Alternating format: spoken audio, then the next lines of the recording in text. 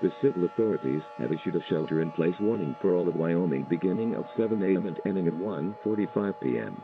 This is an urgent message interrupting the normal broadcast. Residents in the state of Wyoming are urged to shelter in place immediately. An unusual event is taking place in the towns of Cheyenne, Riverton, Gillette, Faith, and Laramie.